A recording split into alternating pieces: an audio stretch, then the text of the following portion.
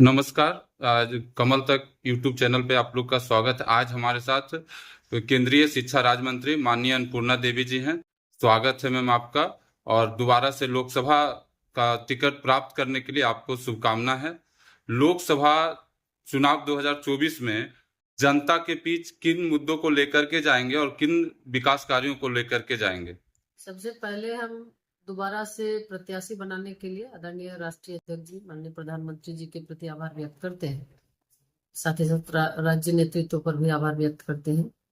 और आप जानते होंगे कि लगातार इस 5 वर्षों में इस क्षेत्र का प्रतिनिधित्व अभी लोकसभा के स्तर पर हमें करने का अवसर मिला है।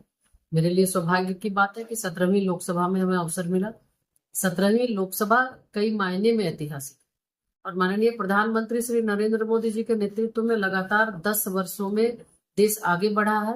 और उसके साथ साथ पूरे देश के अंदर विकास की जो गाथा लिखी जा रही है, आज भारत विश्व के पटल पर नंबर 1 बनने वाला है। और उसके साथ ही माननीय प्रधानमंत्री जी हमेशा से सबका साथ सबका विकास एक मंत्र के साथ काम कर रहे हैं। यानी आज जो विकसित भारत का जो उनका संकल्प है, विकसित भारत के संकल्प में युवा, महिला, किसान और गरीब सबको साथ लेकर काम कर रहे हैं। और हर वर्ग को, हर समाज, हर लोगों के लिए योजनाएं तैयार कर लोगों तक पहुंचाने का काम कर रहे हैं। चुनाव में रही बात लोकसभा चुनाव का, तो चूंकि कोडरमा विधानसभा में भी हमें नेतृत्व का अवसर मिला था और लोकसभा में भी मिला है। तो लोकसभा में लोगों को पिछले 17वीं लोकसभा में लोगों ने हमें मतदान किया, आशीर्वाद दिया। इसके लिए हम उनके आभारी हैं कि आज इसी वजह से शायद हम भी बहुत कुछ काम इस क्षेत्र के लिए कर पाए। यानी आज अगर हम देखें तो भारत सरकार में एक के बाद एक बहुत ऐतिहासिक निर्णय हुआ, और उसमें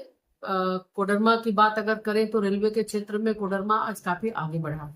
आप लोगों की जो डिमांड थी, लोगों की जो बातें थी, उसको लेकर हम आगे काम किए। उसके साथ ही प्रधानमंत्री सड़क योजना के माध्यम से लगभग 600 करोड़ से ज्यादा की लागत से कोडरमा लोकसभा के अंदर काम हुआ है।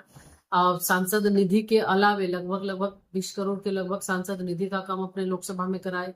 और इसके अलावे भी विभिन्न CSR के माध्यम से, चाहे वो विद्यालय की चार दीवारी हो, बच्चों के अंदर साइकिल वितरण की बात हो, चाहे फिर विद्यालय में RO वाटर सिस्टम की लगना हो, solar light, high mast light 200 से ज्यादा लगा है। और विद्यालय में ओपन जिम की व्यवस्था भी हमने कराई है।